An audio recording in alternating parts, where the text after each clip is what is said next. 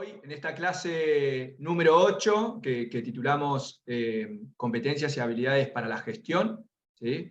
En donde vamos a abordar el liderazgo y la comunicación estratégica como principales, o como algunas de las principales habilidades blandas, como bien decía Flor, que se ponen en práctica y en juego en la gestión.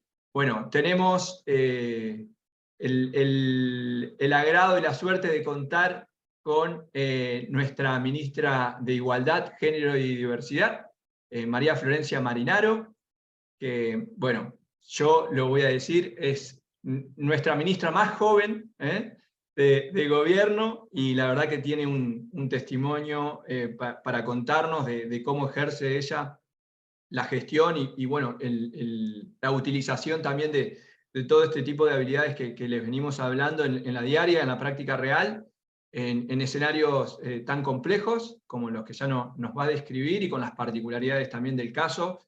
Queríamos también tener ese componente de la perspectiva de género que entendemos que encarna en Flor muy bien.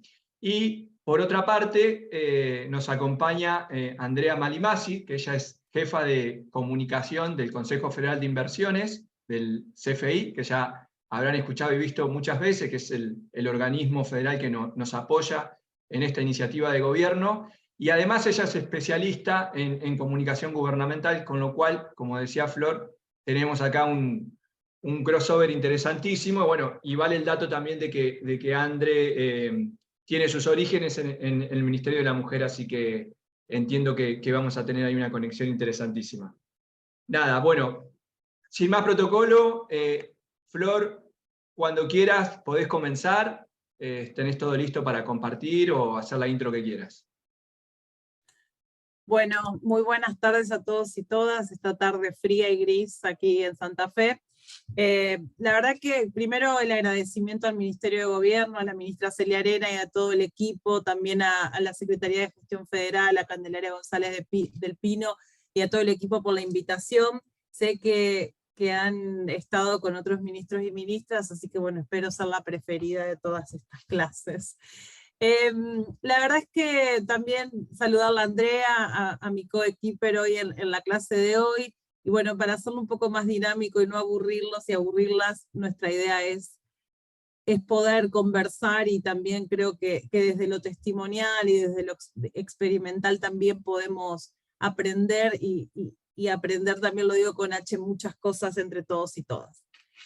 Lo primero es pensando un poco en la propuesta que me hicieron los compañeros y compañeras, pensé en hablar como una primera parte que tiene que ver de cómo construimos liderazgo, quienes ocupamos cargos de gestión, ocupamos también espacios de decisión en la política, o quienes militamos en organizaciones políticas o sociales, y también que esto es el sello distintivo o la subjetividad que me atraviesa desde siempre, que tiene que ver cómo construimos liderazgos las mujeres feministas o quienes atravesamos el movimiento de mujeres.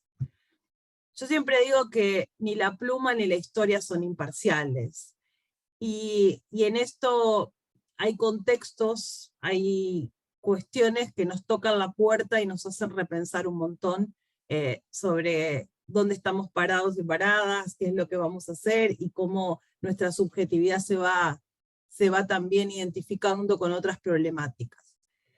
Y en mi caso, más allá del cargo de ministra, siempre pienso en que en estos contextos y en esta pluma y esta historia que no son imparciales, pienso también en la historia del recorrido y en estas puertas que se fueron tocando.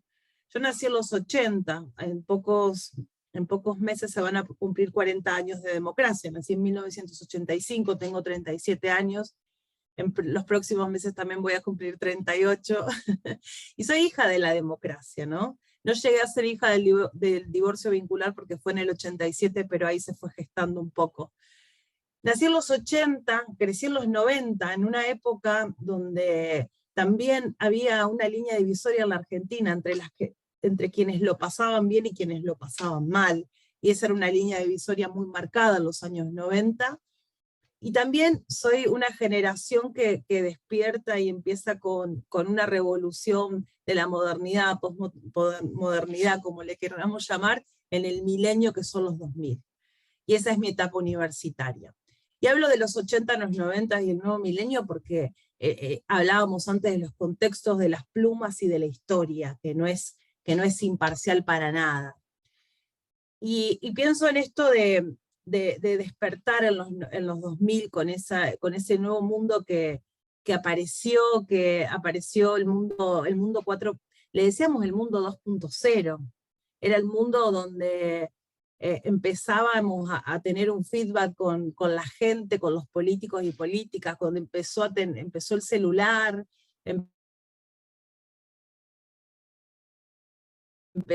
Hola, acá estoy, se tildó. Bien. Empezamos a hablar del mundo 2.0. El mundo antes era 1.0 y en esos momentos me recuerdo que en los principios de los 2000 hablábamos del mundo 2.0. Y es cuando inicio mi carrera universitaria.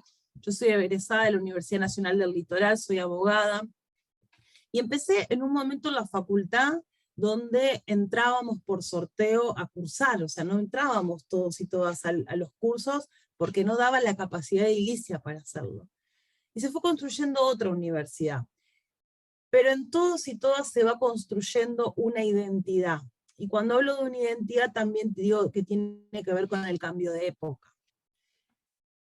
Y ahí pensaba en esto de los liderazgos, ¿no? Y me voy a remontar un poco más atrás. Cuando pensamos quiénes somos, qué es lo que hacemos, por qué elegimos determinadas cosas, desde el psicoanálisis, desde la astrología o desde las distintas corrientes, siempre vamos a volver a la infancia, ¿no? a lo que pensábamos, con un montón de matices. Y yo me recuerdo de niña también, y cuando pensaba en los liderazgos, no pensaba que en las mujeres, pensaba en varones. Y lo digo desde lo político y desde lo más básico, que es el primer ámbito institucionalizado, social, que los seres humanos empezamos como a habitar, que es nuestros hogares, nuestras casas. Y también ese liderazgo estaba puesto en los varones. Pero no era el liderazgo de lo más gráfico que podemos pensar, ¿no? El varón sentado en la punta de la mesa, el varón ordenando, el varón no colaborando con las tareas. Digo, no para caer en ese lugar común, pero sino que la referencia al liderazgo tiene que ver con una persona racional, una persona empática, una persona a la cual hay que seguir el ejemplo. Y cuando pensamos en el rol de las mujeres, lo pensábamos en una cuestión más maternalista, más de acompañamiento, de sostén.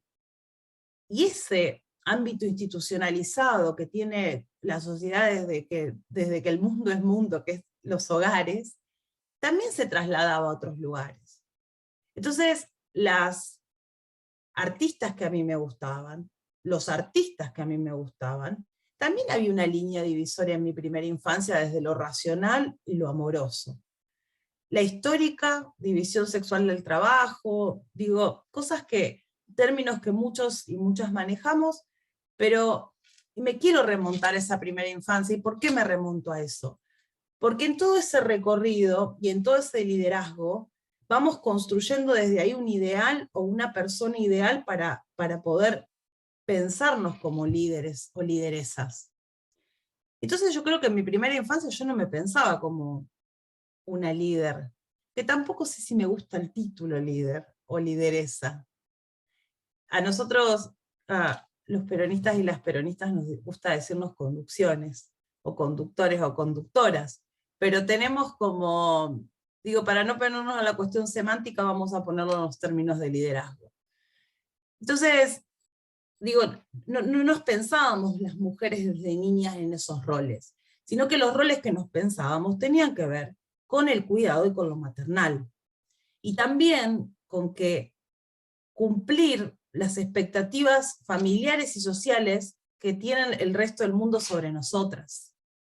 Y en las expectativas sociales, culturales y familiares no estaba el de conducir determinados espacios. Sí conducir la economía de una casa, sí conducir una escuela, sí conducir un comedor, sí conducir una organización social, pero ¿cuáles otros ámbitos podíamos conducir? Y en esa subjetividad nos vamos construyendo también las mujeres. Entonces, por un lado digo, bueno, nos pensamos en nuestra primera infancia. Nos reconstruimos y deconstruimos de cómo nos imaginamos en el futuro. Pero también crecemos en contextos. Y crecemos en contextos que nos van golpeando esa puerta que yo les decía hoy al principio. Hay puertas y contextos que se nos golpean. Y en algún momento se abren. Y yo lo marco como un hito en lo personal, en lo que tiene que ver con los 2000 y mi ingreso a la facultad, mi ingreso a la universidad, donde era otra universidad y donde empezamos a construir otra identidad. Y en esto también, en términos políticos, yo venía trabajando, tenía una ideología política por herencia, por escuchar, por elección, y cuando Néstor Kirchner asume en el gobierno en el 2003, para mi generación fue un entusiasmo, un llamado a participar activamente de la política. Pero también se empieza a dar un fenómeno que empiezan esos despertares más de militancia activa, más de militancia de involucramiento desde lo partidario, que era mi primera experiencia, empezó en el 2003, que tenía que ver esos despertares con que todo lo ideológico que teníamos muchos y muchas de nosotras, se hacían carne en un gobierno. Y eso entusiasmaba, porque lo que entusiasma de la política, o quienes abrazamos la política como forma de vida, es verla materializada. Y cuando digo materializada no lo digo en un edificio, lo digo en transformarle la vida a la gente. Entonces, en esos procesos políticos, que también los pongo en contexto, empiezo a hacerme un montón de preguntas, o esas puertas, se me golpea una puerta que era mi condición de mujer en la política, porque ¿cuál es la condición de las mujeres dentro de las organizaciones políticas? Y de mujer joven. Empecé a militar a mis 20 y pico de años, siendo joven, teniendo un montón de inseguridades, otras seguridades un poco más fortalecidas, pero a los 20 y pico de años estamos llenos y llenas de inseguridades. Entonces, creo que esa subjetividad que me atravesó como mujer, como joven, dentro de una organización política, me hizo preguntarme, bueno, que si lo que a mí me estaba sucediendo le sucedía a alguien más. Y ahí llega el feminismo. El feminismo que hoy lo hablamos con una naturalidad en determinados ámbitos institucionales, políticos, personales, pero hace 20 años atrás era una mala palabra.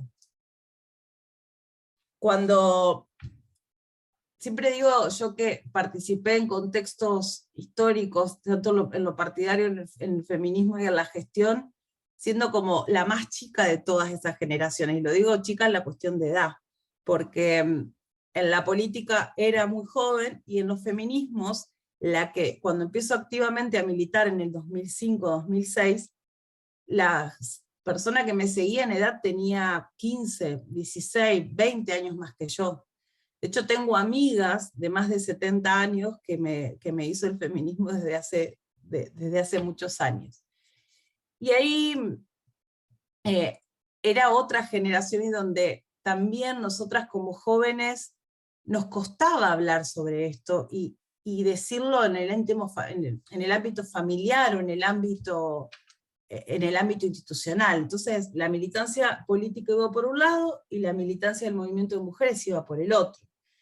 Y la militancia del movimiento de mujeres tenía que ver con pedir anticonceptivos en los centros de salud, con pelear la ley de salud sexual y reproductiva en la provincia de Santa Fe, con discutir la participación de las mujeres en el cupo en las listas, las listas electorales, con empezar a hablar cuando se llega la maravillosa ESI en el año 2006, 2008 o 2006, ya no me acuerdo, la ley de educación sexual integral, y militar esos temas en un contexto muy difícil, porque las mujeres queríamos hablar sobre lo que nos pasaba en nuestros cuerpos, queríamos hablar de las maternidades, queríamos decirles que hacía nada de menos de 15, 20 años pudimos recuperar el cuidado de nuestros hijos o lo que era la patria potestad, que hacía no menos de 15, 20 años pudimos conquistar el derecho al divorcio vincular, pudimos conquistar el derecho a los alimentos, la ley de cupo,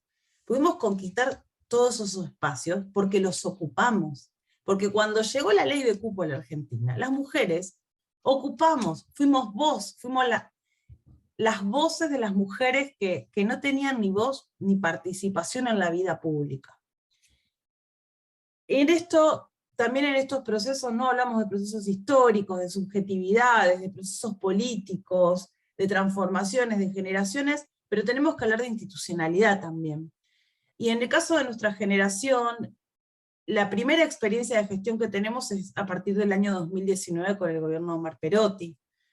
Recuerdo que me convoca a participar del gobierno el gobernador y Celia Arena en ese momento, cuando empezamos a soñar la primera Secretaría de Estado de Igualdad y Género allí por el 2019.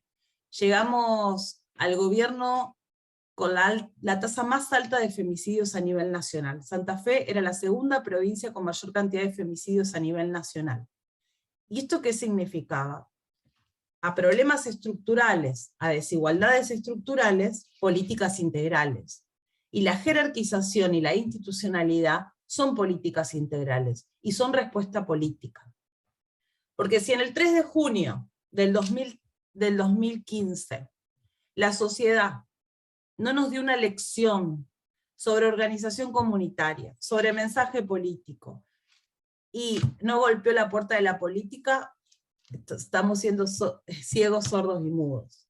Entonces creo que eso, ese 3 de junio de 2015, hecho que se origina aquí en la provincia de Santa Fe, tiene que ver con un cambio de época, y el movimiento de mujeres y la demanda por la igualdad de género no solamente ocupa hoy las agendas de los estados, sino también de los organismos internacionales y también del sector privado, que un poco también quiero hablar de eso. Para ir terminando, y siendo muy breve, quiero contarles que construir institucionalidad, que es uno de los pilares fundamentales sobre los cuales tenemos que pararnos como un puntapié, como un piso, nunca como un techo, fue una gran decisión política del gobernador. Fue una apuesta también a la nueva mirada, a la nueva política pública. Y en ese sentido les quiero compartir un archivo haciéndoles un resumen de esta institucionalidad que fuimos construyendo hoy en el cargo de Ministra de Igualdad, Género y Diversidad. Ahí voy a compartir pantalla.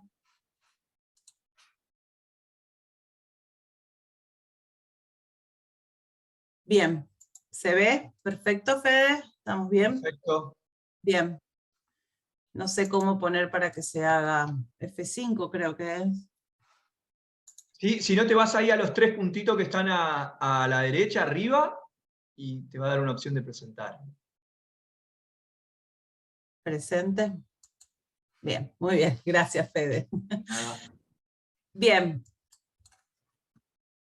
Ahí les hablaba de los 3 principios, de los 3 pilares que el ministerio se sentó.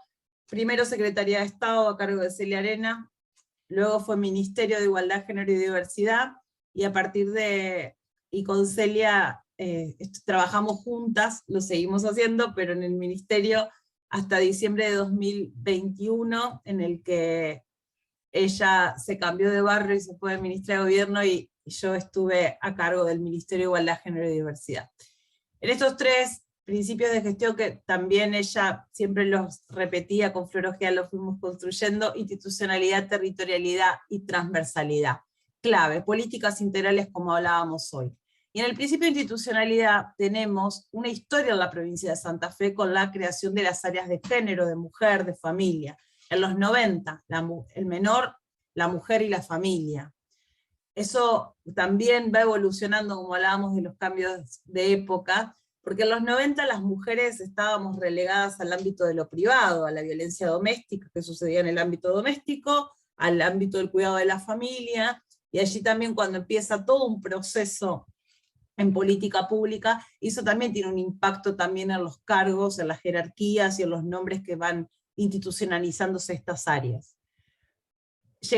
Empezamos con una dirección provincial, todas dependientes del Ministerio de Desarrollo Social, hasta que por primera vez en el año 2019 toma autonomía esta política y a partir del 2021 como ministerio.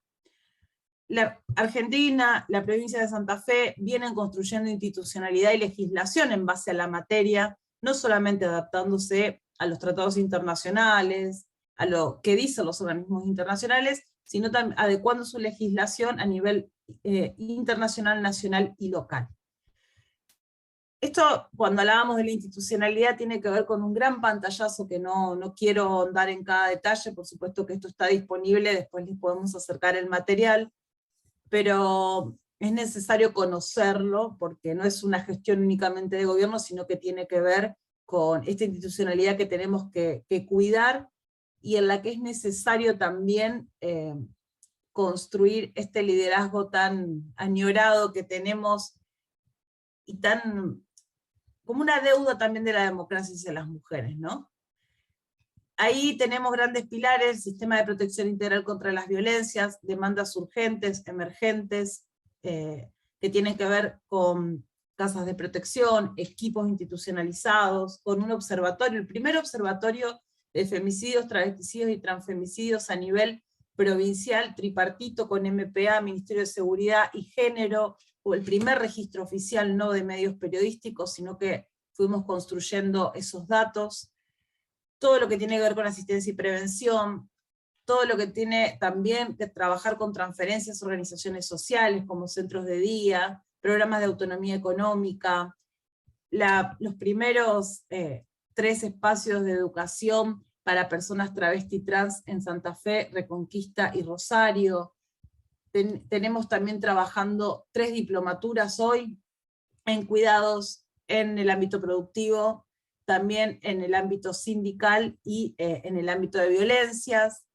Trabajamos también todo lo que es desarrollo productivo con el sello Empresa Propiedad de Mujeres, con el nuevo régimen de promoción industrial y también de fomento de la asistencia al trabajo industrial, que son 2 decretos que el gobernador firmó, que tienen perspectiva de género. Toda la nueva línea de masculinidades, trabajando rondas de varones, espacios de atención para varones que ejercieron violencia, también con paternidades y cuidados, en el caso de masculinidades por la igualdad. Ley Micaela, uno de nuestros grandes orgullos, con una propuesta sincrónica trabajada con Flaxo, tanto para agentes estatales como para toda la ciudadanía, que está disponible las 24 horas, los 365 días del año de forma gratuita en la plataforma de la provincia, para que todo santafesino y santafesina pueda sensibilizarse y capacitarse en perspectiva de género y violencia contra las mujeres. Los puntos violetas, más de 34 ya llevamos inaugurados en toda la provincia, 357 equipos locales formados en toda la provincia, y el primer programa provincial de cuidados, que también es nuestro gran orgullo, una gran demanda que también los gobiernos tenemos con las mujeres. Ahí, cuando les hablaba de la territorialidad, estamos hablando en estos grandes ejes, y con la transversalidad, el presupuesto con perspectiva de género, que fue creciendo año a año desde el 2019 en adelante, también con el Plan Estratégico de Igualdad, fruto de una cooperación internacional. Tenemos mesas de trabajo tanto en cuidados, en discapacidad y género, en femicidios, todas las áreas trabajando de forma transversal, porque sabemos que estos ministerios no dan respuestas unificadas o unidireccionadas, sino de manera transversal e integral. Las características de la provincia son claves para poder dar respuestas integrales. Esto es un poco un resumen de cómo es la tasa de actividad de las mujeres, el nivel de desocupación, la cantidad de envejecimiento poblacional y cómo se va feminizando ese envejecimiento poblacional también orientado a las mujeres, para poner en discusión el tema de los cuidados. Todo lo que es con presupuesto con perspectiva de género, les contaba, tiene distintos ejes. Hay programas en ciencia y tecnología, con las agencias de desarrollo de la provincia, en el ámbito de la industria, del trabajo, como estaba ahí, les estaba mostrando. Todo este material después está un poco disponible. Ahora, ¿por qué esta institucionalidad? Y ya con esto un poco terminar. Y nosotros creemos que tanto los países, los estados y las empresas que promueven la igualdad de género avanzan mucho más rápido y de forma mucho más eficaz.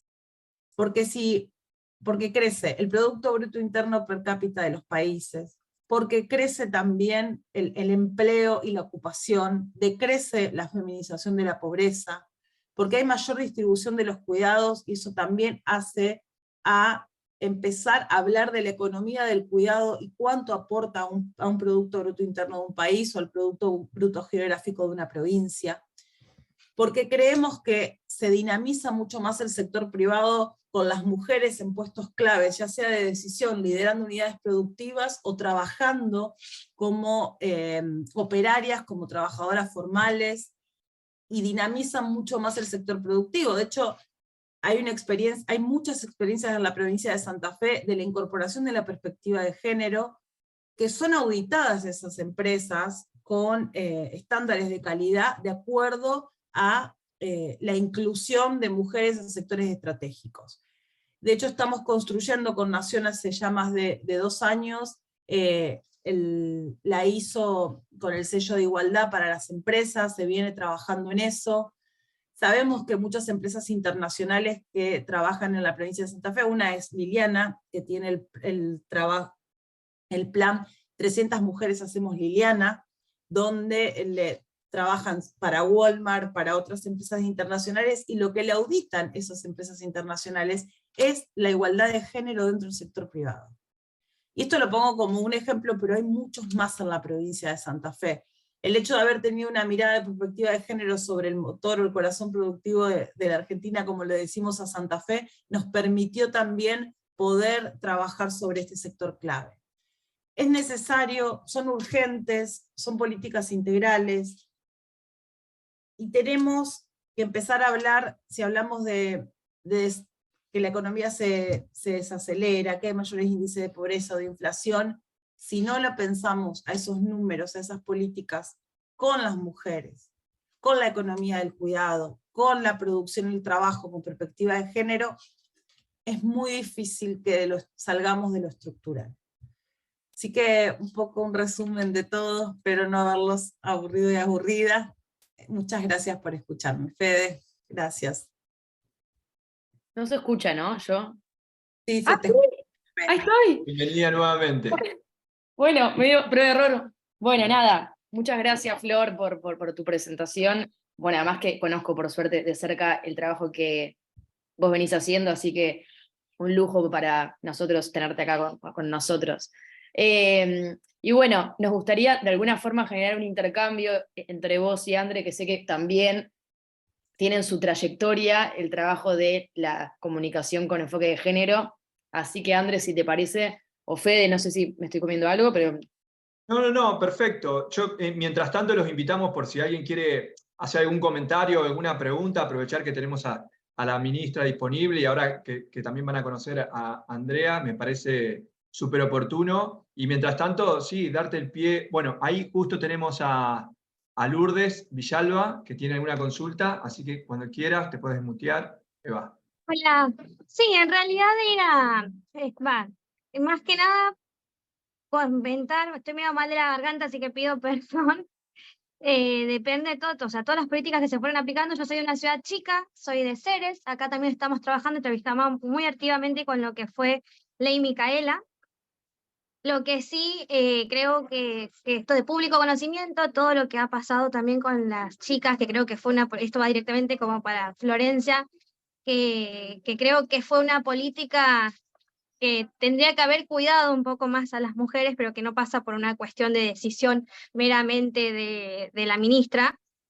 Pero no me podía dejar de pensar en la cantidad de mujeres que fueron notificadas por medio de un mail de que no iban a seguir dando el curso de Ley Micaela, las tutorías, y lo que significó, porque tengo conocidas, y significó un impacto muy fuerte en su economía familiar y en su calidad de vida también en el contexto que estamos atravesando. Que ella comentaba, Flor, de que ahora va a ser por medio de la capacitación por la plataforma, de cómo se va a generar el intercambio ahora con esta nueva modalidad entre los que asisten a la capacitación, que era algo muy rico. Nosotros acá estuvimos trabajando y era muy rico el intercambio que se podía dar cuando hay una persona física del otro lado que pueda responder y que pueda interpelar y que pueda seguir generando el debate. Querían saber más o menos cómo esta política fue pensada desde ahora por medio de una plataforma sin un intercambio fluido entre quien lo recibe, y que justamente Ley Micaela implica el debate, la reflexión y la toma de poder revalorizar todo lo que ya estaba previamente establecido. Bueno, en sí, la Ley Micaela cuando comienza con la plataforma de la provincia de Santa Fe, que es una plataforma del Ministerio de Economía y Función Pública, que tenía un límite de cantidad de personas asistentes, casi menos de 10.000 personas por mes. El haber trabajado con Flaxo en una plataforma autoadministrable y también asincrónica, nos permitió casi cuatriplicar mensualmente la cantidad de personas que se capacitan en Ley Micaela. Se trabajó en una modalidad de tutorías de acuerdo a lo que venían haciendo muchas universidades, con fecha de inicio y con fecha de finalización. Claramente entendemos que, y siempre tanto la resolución como el convenio, los términos del ministerio siempre fueron claros. Lamento que haya generado malestar, y en las nuevas también formas que también la pandemia nos deja como saldo positivo, que son las formas de poder universalizar contenidos pedagógicos, poder trabajarlos de forma autoadministrable y asincrónica, nos permiten también otras nuevas formas pedagógicas. No están ni bien ni mal, no son mejores ni peores, son distintas. Lo que priorizamos en una provincia tan extensa en territorialidad, también y tan heterogénea, es la masividad y la universalidad para que pueda llegar a todos y todas. Y por eso es un orgullo tener estas dos plataformas que Flaxo, una universidad tan prestigiosa en la Argentina, haya compartido con el ministerio. Un gran abrazo, Lourdes, también para toda la gente de Ceres. Sí, acá trabajamos, estamos muy contentos, esperamos que también estamos generando las gestiones para que pueda llegar el punto violeta también a Ceres, porque está cerquita, está en Ercilia. Yo trabajo en el área de género, somos una ciudad chica, como decía, pero con muchísimas, me estoy interiorizando más en todo lo que tiene que ver con género, porque me di cuenta que es un motor y algo que me apasiona, y es algo que acá se ve. Al ser tan una ciudad chica y muy conservadora, hay mucho aún por trabajar. Así que no hay dudas de que vamos a seguir generando estos intercambios que son tan ricos, ni hablar entre una ciudad y la provincia. Así que no, es como que consideraba como que justamente me tocó de cerca por una persona que aprecio mucho, que significó un impacto, pero también entiendo de que se pretende que Ley Micaela, para aplicar la ley, tiene que llegar a todo el territorio santafesino y argentino, y además Flaxo le da un prestigio y un reconocimiento que también va a impulsar en los currículums y en los escalafones de las personas que lo realicen, y también los va a motivar a que se puedan comprometer aún más con la capacitación. Solamente que espero que podamos generar un nexo pronto entre Ceres y el ministerio, porque hay muchos proyectos que los leí, los comparto, y los que se pueda seguir trabajando siempre tienen acá una mano amiga. Bueno, muchísimas gracias, Lourdes. Ahora, bueno, sí que volvemos a esta conexión y a este espacio que queríamos ver y escuchar. André, darte pie también, otra vez, para que puedas ya pasarnos al plano de la comunicación, tomando un poco lo que nos decía Flor. Así que adelante cuando quieras. Bueno, hola, buenas tardes a todas, a todos, ¿cómo andan? Bueno, primero que nada, un agradecimiento a Flor, a Fede, que siempre son muy amorosos y tienen una forma de gestionar desde la amorosidad, que yo creo que algo tuvimos que ver ahí también las mujeres en la política, y que me parece, estoy convencida que es el camino. Yo estoy llena de anotaciones de cosas que dijo Florencia, me encantó escucharla, me pareció súper valioso, y pensaba en esto de que como de encarnar en un solo cuerpo dos de los grandes pecados de la política, que es ser mujer y ser joven, ¿no?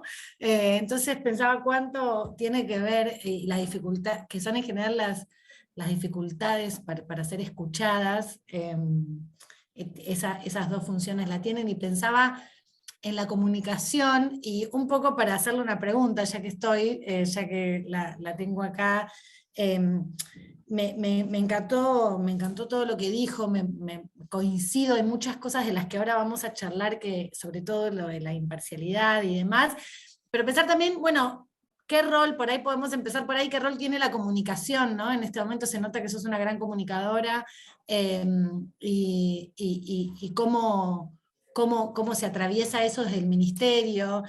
Yo me acuerdo, yo vengo del Ministerio de Mujeres, Géneros y Diversidad de la Nación, fui directora Nacional de Comunicación, y me acuerdo que nosotras siempre decíamos, lo que queremos es cambiar el mundo, nada más. Es tan simple, el patriarcado es un sistema de valores que se sostiene a partir de los años, y una de las voluntades es cambiar el mundo, y esa tensión que en muchos casos es muy hostil, por eso te abrazo también, esa tensión entre el mundo que uno quiere transformar y el mundo real, bueno, de qué manera, cómo se hace, o sea, cómo se sobrevive siendo joven, mujer, política y todo eso, no sé, pensaba, son pensamientos que se me fueron sumando. Está buena la pregunta, porque yo creo que hay un doble desafío. El primero es cómo que llegó la comunicación política, la masividad de la comunicación, que el mundo ya no es más 2.0, ahora es 4.0, y no sé si se actualizó a más números. Pero bueno, también con las mujeres en la política, más allá del cargo que ocupemos, cuando comunicamos tenemos otros niveles de exigencia. Tenemos niveles de exigencia sobre cómo nos vestimos, sobre qué forma tiene nuestro cuerpo, sobre si hablamos bien o hablamos mal. Yo siempre digo, a nosotras las mujeres tenemos que explicar el éxito, o por así decirlo, y los varones tienen que explicar el fracaso. Y en esto, y explicarnos todo el tiempo, ¿no? Y medirnos y vernos. De hecho, a mí cotidianamente me hacen muchos comentarios sobre la ropa que uso o no uso, en mis redes sociales, de manera personal, y yo estoy segura que a mis otros compañeros ministros esos comentarios no llegan nunca. Si te pintás o no te pintás, si cumplís el estereotipo de ser mujer, ministra de género, y vestirte como en el imaginario social de como todo lo que se repele, digo, desde el estereotipo, ¿no? Mujer, pelada, no sé, digo, todos esos estereotipos que están pensándose si sos muy femenina o poco femenina, todo eso en términos personales está todo el tiempo en la vara. Y por el otro lado, la comunicación que tiene que ver con el ministerio, eso siempre fue un desafío de comunicar para todo mundo, ¿no? Para decir, bueno, ¿cómo, hago un paréntesis, ¿no? Hay una resistencia y un direccionamiento de la derecha hacia estas áreas gubernamentales, desde que son un gasto del Estado innecesario, de que es un nido de feminazis, y hay un montón de descalificaciones, desde que, o sea, repelen el femicidio, y encima es consecuencia de haber tenido ministerio el femicidio. Entonces, como que hay una selección por parte de quienes ocupamos estos cargos de femicidios que sí, femicidios que no. Bueno, el caso de Cecilia de Chaco lo puso más sobre la mesa, esta situación, ¿no? Y creo que ahí lo estratégico tiene que ver con que todo el mundo pueda entenderlo, ser muy pedagógicos. Hoy hablábamos recién de la pedagogía, de poder hablarle a todo mundo, a todas las mujeres, también a los varones, digo, a la sociedad en general, lo cual cuesta mucho. A veces hay temas que generan más resistencia, otros que no. Hemos construido la comunicación del ministerio de forma muy cuidadosa para no generar resistencia. Sabemos que hay palabras que generan resistencia, porque si yo voy a una charla y me encuentro con mujeres y digo, mujeres, el patriarcado nos está, y yo ya sé que digo patriarcado, Celia siempre nos decía eso, yo digo patriarcado y la persona baja la ventanilla. Y bueno, eso también lo hicimos mucho con Ley Micaela, lo fuimos trabajando y bajándolo a tierra, a ver cómo te impacta, en qué ejemplo concreto, en qué cuestión que te atraviesa, y es un doble desafío, digo, desde mi rol como ministra, pero también de la comunicación que fuimos construyendo como gobierno, tenemos el doble de desafío que cualquier otra área del Estado. Sí, totalmente. Y también pienso que la comunicación, esta idea, la clase, mi parte empieza así, y me parece que es esto que decías de, bueno, lo simbólico es un terreno de disputa, ¿no? De 2015. De hecho, yo cuando te escuchaba pensaba el 3 de junio de 2015, que es el día que irrumpe Ni Una Menos. Irrumpe Ni Una Menos en lo que llamamos la cultura popular, ¿no? Empiezan, yo me acuerdo, los canales de televisión a tener se llama in-show, yo vengo de la tele, tengo como ese pecado de origen también, Violeta, entonces de golpe todos los cartelitos, Tinelli con el cartelito, Susana con el cartelito, ¿no? Esa idea de que, bueno, nace algo en lo popular, lo que decimos en comunicación, la misma forma que en 2018 es el aborto, en la mesa, ¿no? En la mesa se empieza a hablar de esto, y ahí empezamos a pensar. Yo siempre daba en clase, en una época mucho, Santa Fe fue un caso paradigmático en el Ni Una Menos, sobre todo porque irrumpió profundamente en la campaña electoral de 2015. Hay un candidato que hay muchas de las lecturas que pierde a partir de esa irrupción, y pensaba en esto como uno, después de 2015-2018, lo que algunos, yo no estoy de acuerdo, llaman como el sobregiro, ¿no? Esto, lo mismo pasa con la E, pensaba, ¿no? Cuando uno dice, bueno, hola a todos, ya a la mitad te dicen, que habla bien, no sé qué, entonces, bueno, y me parece que ahí hay una recontra discusión, que es de comunicación, pero es de política, y que es, bueno, ¿qué elijo? ¿Perderme a la audiencia o abrazarla? Y pasa algo mucho en los procesos de Helen, Micaela, no sé si vos tenés la misma experiencia, yo lo hacía en medios de comunicación y también lo hago acá en el CFI, que es también este tema del feminismo inclusivo o no inclusivo, ¿no? Yo soy inclusivista, me peleé con todo lo que me tengo que pelear. Para mí la transformación del mundo es con varones adentro, no hay manera que sea, porque si no, flaco favor les estamos haciendo, ¿no? Diciéndoles, mantenete afuera de este problema cuando sos el principal.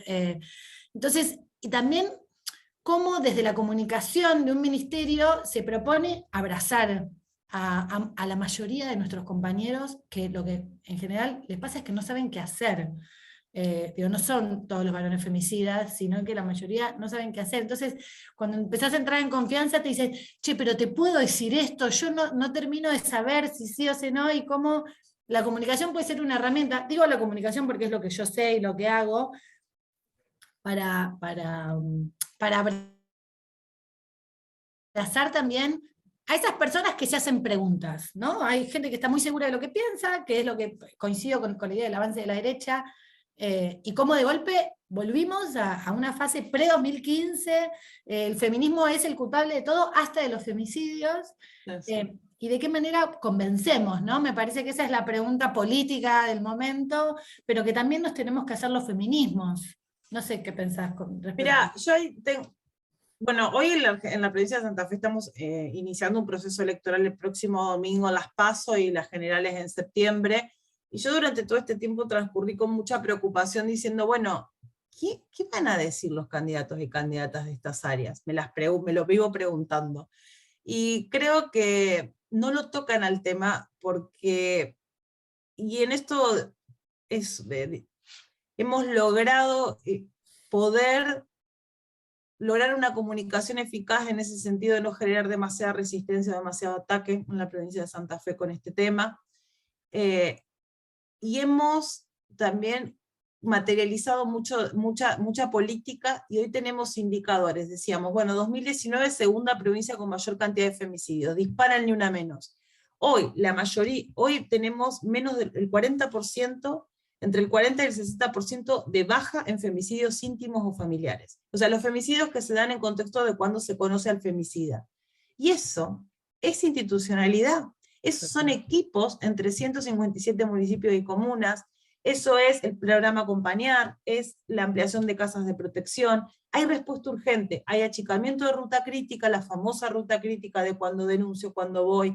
Yo creo que podemos mostrar datos concretos, que la institucionalidad es una conquista, que hay ampliación de derechos, que no se quitó el derecho a nadie, muy por el contrario. Y en esto que vos decías también, André, del caso paradigmático de la provincia de Santa Fe, es, bueno, también cómo impregnamos en otros espacios, como el sector productivo. Para este área fue todo un desafío trabajar con las industrias, y con producción, la asistencia al trabajo industrial, el fomento industrial con perspectiva de género. Pero bueno, hay también ya mucho escrito, los organismos internacionales lo vienen también exigiendo en la cooperación internacional con sus países. Creo que también esto es un disparador como un puntapié para seguir avanzando. Y lo que decías vos de la masividad y la popularidad, yo recuerdo esa plaza de 2015, porque nosotras íbamos a la plaza el 8 de marzo y el 25 de noviembre, y éramos 15 o 20. Tal cual. El día que yo fui el 3 de junio, me acuerdo del nivel de impacto que tenía, porque había un montón de gente que no podía creer que esté ahí, y había muchas mujeres adultas. Y siempre digo yo, en algún momento en la vida de alguna mujer, o de alguna persona del colectivo de la diversidad, en algún momento hay algo que te está sucediendo a vos que en los movimientos sociales o el movimiento de mujeres está reclamando. Siempre, o sea, hay alguna bandera chiquita, maternidad, deseo, sexualidad, trabajo, discriminación, en alguno hay alguna bandera que te identifica. Y creo que eso es lo que nuestro desafío también para impregnar más política y más masividad en poder defender la institucionalidad. Y ojo también con una cosa y termino, que también a las mujeres nos encasillen en estas áreas. Exactamente. Creo que también tenemos que ir rompiendo las paredes de cristales, seguir atravesando otras áreas gubernamentales. Hoy que la provincia de Santa Fe tenga una ministra de gobierno, la primera en la historia de la vuelta a la democracia, es todo un desafío. Porque también los sistemas políticos nos disciplinan y nos encasillan. Entonces creo que también nuestro desafío hoy tiene que ver con ir rompiendo las paredes de cristales a los costados. Totalmente, y yo también ya cierro porque tendría que ponerme a hablar de lo mío, pero pensaba en algo que decías vos, que vos empezaste diciendo, no hay imparcialidad. Y yo me lo escribí gigante porque lo pienso y suscribo, porque la parcialidad es hegemonía, ¿no? Y ser joven, y ser mujer, o ser parte del colectivo de la diversidad, es ser parte de la contrahegemonía, que eso es otro debate, que es como el debate de la agenda de minorías, que es una cosa que a mí me pone muy de mal humor, porque si vos vas a decir la agenda de minorías a la mayor parte de la población, bueno, tal vez hay una parte, pero efectivamente esa es la hegemonía. Ya decir la agenda de minorías a una agenda de la que forma parte la mayoría de la población, habla de la hegemonía, y pensaba que qué importante. Vos hablabas del 190 de la OIT, los organismos internacionales, y los organismos nacionales desde la política pública, construyendo símbolos, construyendo sentidos, tratando de marcar, con lo difícil que es, los pisos de conversaciones, ¿no? Bueno, hablemos a partir de acá, pensemos a partir de acá. No todo me parece que la fuerza de la política pública, yo pongo siempre el mismo ejemplo, el matrimonio igualitario, mi hijo, mis sobrinos, crecen viendo como una realidad absoluta que uno puede ir a una fiesta viendo cómo se casan 2 tías o 2 tíos, y no pasa nada. Entonces eso es política pública impregnada, haciendo sentido, construyendo sentidos y símbolos en disputas en una sociedad. Entonces, con esto ya yo te dejo de atosigar, pero simplemente es como una celebración de la política pública haciendo sentido, y que me parece que el desafío hoy, lo loco es que el desafío es permanecer, ¿no? Digo, las fuerzas políticas están haciendo campaña diciendo vamos a sacar estos espacios. Entonces yo diría el desafío es que no nos encasillen, pero antes que nada hay que decir el desafío es sostener lo que conseguimos, y después que no nos encasillen, y sí, tal cual, ministras de gobierno, ministras de economía, presidentas, ¿no? Necesitamos mujeres y diversidades en espacios de poder, no por el simple hecho de su genitalidad, ni de tu propia identidad de género, sino para construir símbolos, sentidos y construcciones de sentido en el debate público. Nada más. Más Juliana, más valijitas de Juliana, presidenta. Totalmente. Sí. Gracias, André. No, gracias a vos. Gracias. Bueno, yo sí.